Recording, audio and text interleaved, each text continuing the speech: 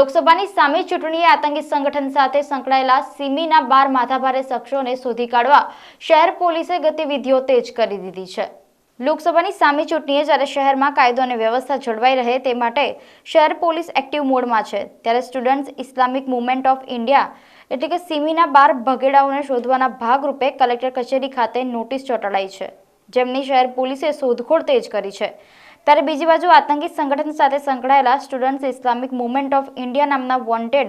12 શકમંદોને લઈને ગેઝેટમાં નોટિફિકેશન પ્રસિદ્ધ કરાયું છે।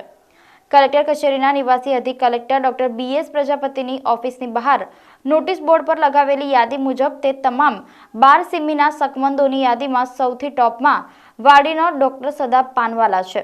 જે BHMS ડોક્ટર છે, જ્યારે નાની છીપવાડમાં રહેવાસી મોહમ્મદ હનીફ ગુલામ મોયુદ્દીન શેખ MS યુનિવર્સિટીમાં BSc નો અભ્યાસ કરેલ છે, જ્યારે યાકુતપુરાનો અલ્તાફ હુસેન મોહમ્મદ હુસેન શેખ MCOM ભણેલો છે અને તેની સામે અમદાવાદના સેટેલાઇટ પોલીસ સ્ટેશનમાં 2003માં એક્સપ્લોઝિવ સબસ્ટન્સ એક્ટ હેઠળ તેમજ હાફ મર્ડરનો પણ ગુનો નોંધાયેલો છે।